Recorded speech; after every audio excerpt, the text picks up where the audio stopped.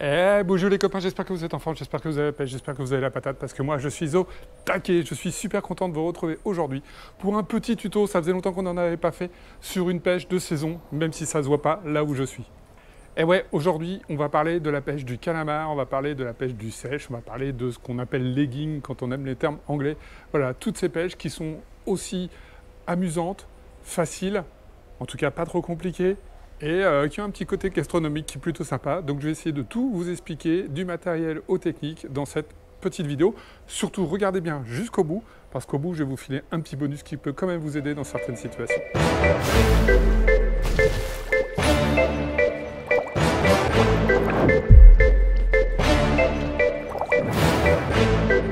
Alors, on va commencer par parler du matériel. Et quand on pense matériel, on parle turlute. Et pourtant, il n'y a pas que la turlute. On va commencer par les cannes. Très clairement, vous pouvez commencer à pêcher le calamar avec votre canne à barre. Voilà, des puissances, on va dire 15-40, 15-50, 7-28, ça dépend de l'endroit où vous êtes, seront largement suffisantes pour pouvoir attaquer cette pêche et se faire plaisir. Mais, il est vrai qu'au fur et à mesure, j'ai testé et j'ai eu la chance de tester un jour une canne dédiée à legging et franchement, ça change la vie. Alors, je vous en montre une, je vous montre ça, vous voyez ça en photo là et en vidéo. C'est la canne Ukkyo de chez Caperlan. Il y a plein de marques qui font des cannes legging, donc renseignez-vous. De toute façon, je vais vous mettre un lien dans la description vers le site www.actionpêche, le site de Jules qui est juste à côté de Nantes. Le code c'est TINILA et avec ce code vous avez 10% sur tout le magasin et tout le site internet. Donc n'hésitez pas, rapprochez-vous de lui. Envoyez un email, etc. Il vous trouvera le petit matériel qui va bien, soit dans ce que je vais vous montrer, soit dans des choses qui sont assez similaires. Alors je reviens à cette canne. Vous voyez sa spécificité, c'est que c'est une canne qui a un sion très souple. Donc moi j'ai l'Ukkyo en 2,70 m. Ça serait à refaire en bateau, je prendrais plutôt la 2,40 m, qui me semble plus adaptée au bateau. La 2,70 m étant sûrement plus adaptée pour le bord. Mais c'est une canne qui change tout au niveau de deux éléments. Les deux éléments importants, c'est un, le ferrage. Donc le ferrage qu'il ne faut pas trop appuyer. Et si vous avez une canne barre classique, appuyez pas du tout, ne ferrez pas du tout, sinon vous allez juste déchirer la chair du calamar ou de la sèche, qui est quand même très tendre avec votre hameçon ou votre panier, et vous allez louper pas mal de ces sympathiques céphalopodes. Deuxième chose, c'est l'animation. Vous allez voir, je vais vous montrer un tout petit peu après comment on anime. Vous allez voir que dans les animations, le fait d'avoir une canne très souple va venir vraiment adoucir la nage de vos turlutes. Et franchement, ça fait la différence. Avec Fred, avec qui on pêche souvent du côté de Cherbourg, c'est calamar notamment, eh bien, on a pu vraiment faire le test et ça fait vraiment la différence. Alors, voilà, si vous avez envie de débuter, vous commencez avec votre canne classique. Si vous avez envie de vous perfectionner un peu et puis d'aller toucher des sèches un peu plus grosses, des calamars un peu plus gros, n'hésitez pas à vous équiper d'une canne spéciale legging. Les cannes Caperlan sont autour de 80-90 € si je ne dis pas de bêtises. Donc ça reste quand même un produit assez raisonnable. Alors pour équiper cette canne, un petit moulinet taille 3000, ça me semble vraiment parfait pour ce type de pêche. Il n'y a pas besoin d'avoir des puissances ultra fortes, il n'y a pas besoin d'avoir de très gros freins. Bon, vous savez que j'utilise beaucoup l'Illicium 500, donc en taille 3000 ou en taille 4000. Là, c'est le 4000, mais le 3000 vraiment sera parfait là-dessus. Vous en trouverez dans beaucoup de marques, voilà. Donc ça permet d'avoir un petit ensemble assez sympa si vous avez envie de vous faire plaisir. Chez Caperlan, entre le moulinet et la canne, vous serez autour de 150, 160 €, ce qui est plutôt correct. Sur ce moulinet 3000, de la tresse.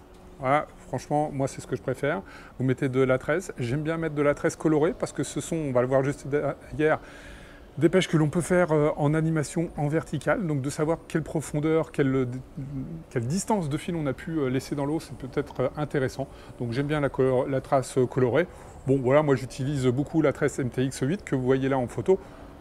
Pareil, il y en a plein d'autres. Faites-vous votre propre opinion là-dessus. On n'est pas sur des pêches où il y a besoin d'ultra puissance, donc franchement, vous trouverez tout ce que vous voulez.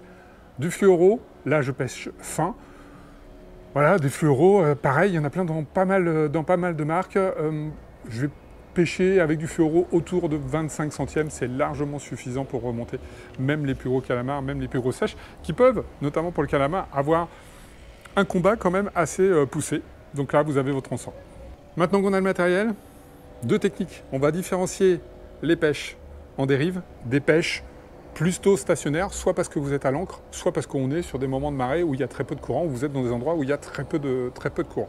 On va commencer par la pêche en verticale. Donc la pêche en verticale va plutôt se pratiquer soit à l'ancre, c'est l'idéal, soit en effet dans des zones de tourbillons, des choses comme ça, où il y a très peu de courant, où l'eau ne bouge pas trop. Donc là, on va pêcher en verticale. Je vous ai déjà parlé des montages Tataki, je vous remets un petit lien au-dessus. Voilà, ce sont des montages qui vous permettent de pêcher sur ces techniques verticales. Donc on va avoir un ensemble comme une mitraillette, avec quelques turlutes flottantes. Donc des turlutes, il y en a plein. Je vous montre un petit peu ce qu'on trouve sur Google là, juste en tapant le mot turlute, et qu'il y en a des quantités. Là, on va être sur des turlutes spécifiques, ce sont des turlutes flottantes, qui sont comme celles que je vous montre ici. Là, je vous montre deux modèles, Yosuri Calamero, Ebika flottant de chez Caperlan. Vous en trouverez chez Yamashita, vous en trouverez dans pas mal de marques. Là encore, à vous de vous faire votre choix, mais il est important que ce soit flottante. En bout, on va mettre soit un plomb. J'avoue que moi, plutôt que de mettre un plomb, j'aime bien, c'est Flashmer. En tout cas, moi, je l'achète chez Flashmer, mais il y en a peut-être dans d'autres marques.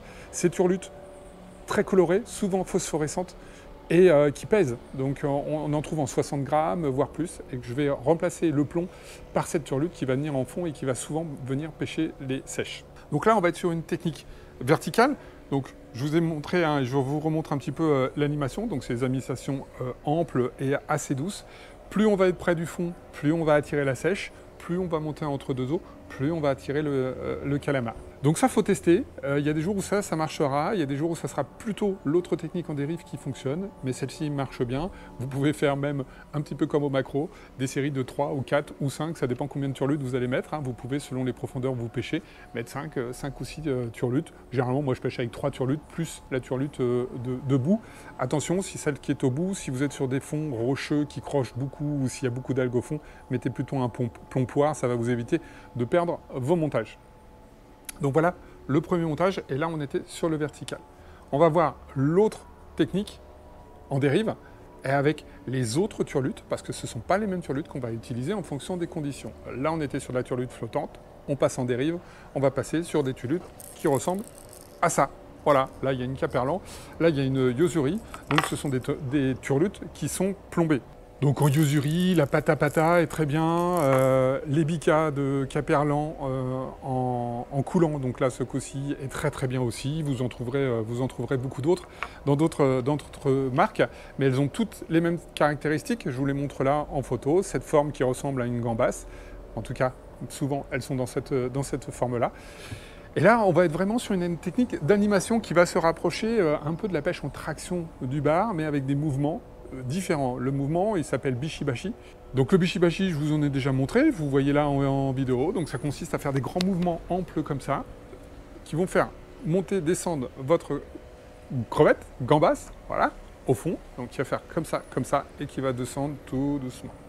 Voilà, donc là on pêche généralement avec une seule turlute, qui se met donc en bout de ligne, comme on pêcherait avec un leurre souple ou avec un jig. L'avantage de ces techniques-là, elles vont provoquer notamment le calamar. Ça va beaucoup l'énerver de voir cette gambasse qui flotte dans l'eau. Donc on va provoquer, et on va souvent provoquer, pas toujours, mais souvent provoquer les plus gros calamars. Mais si vous voulez vraiment taper le gros calamar, notamment le gros calamar, c'est vrai aussi pour la grosse sèche si vous raclez le fond. Mais si vous pêchez entre deux eaux, eh bien je vous conseille qui a cette forme de poisson. Parce qu'il faut savoir que le calamar est un céphalopode, qui est chasseur. Vous avez tous eu l'occasion sûrement d'en piquer sur des leurres souples, des choses comme ça. Donc il nage très bien, et il les chasse, et il chasse le petit poisson. Donc d'avoir de temps en temps cette turlute en forme de poisson, ça peut aussi faire la différence sur les journées un petit peu plus compliquées. On va être là sur les mêmes animations que celles que l'on fait avec un leurre souple classique. Je lance, je ramène, je peux essayer de la traction, je peux gratter un petit peu au fond si je veux de la sèche. Voilà, une technique encore différente. Une fois que vous maîtrisez ces deux techniques, Tataki, Bishibashi, après il y a plein de déclinaisons, de mélanges, etc. Vous adapterez en fonction du moment. Bon, pour terminer, parce qu'on a vu beaucoup de choses, je vais essayer de vous filer un petit truc, un petit bonus. Je vous en ai déjà parlé dans un tendance pêche du début d'année, mais il existe aujourd'hui des turlutes comme celle-ci. Ces turlutes, elles permettent de mettre un appât naturel dessus. Alors vous avez deux modèles, vous avez cette turlute-là, qui est en fait une cage dans laquelle on va mettre une sardine, et donc là on va être sur quelque chose de très naturel. Franchement, sur la sèche, ça fait juste un carton. Donc là, vous allez traîner ça un petit peu au fond. Ça a l'avantage de dégager beaucoup de saveur. Sinon, voilà la Yozuri Sushi Q que je vous présente ici. Voilà, qui a l'avantage d'avoir une espèce de petite cage en silicone sur laquelle on va pouvoir mettre en dessous un morceau de maquereau, un morceau de sardine. Voilà, vous pouvez utiliser tout ce qui est poisson gras, ça laisse une odeur et les céphalopodes sont vraiment très sensibles aux odeurs. Alors je vous donne le dernier petit bonus, quasiment toutes les turlutes sont en tissu, elles permettent sur le tissu, permet de s'imprégner des odeurs. Et bien moi j'ai de l'huile de sardine souvent avec moi et tout simplement je trempe ma turlute dans l'huile de sardine. Ça coûte rien du tout, vous achetez un petit bidon, je crois que de mémoire c'est des bidons d'1 litre, 1,5 litre. Vous faites plus qu'une saison largement avec ça, vous trempez vos turlutes là-dedans et vous allez lancer, et notamment quand vous animez, faites toujours le même trajet, au bout d'un moment ça laisse des effluves dans l'eau et vous m'en direz des nouvelles pour cette jolie pêche de calamar. Voilà, j'espère que ce petit tuto il vous a plu, qui vous permettra de progresser. Il y a plein d'autres tutos sur la chaîne. Si tu n'es pas abonné, eh bien abonne-toi, lâche-moi le petit pouce bleu parce que je l'adore. Et on se dit à très bientôt pour d'autres pêches. Et bon courage pour la pêche sèche calamar, parce que je sais qu'en ce moment, il fait pas très beau chez vous, contrairement ici. Ciao les copains, beau jouet, à très bientôt.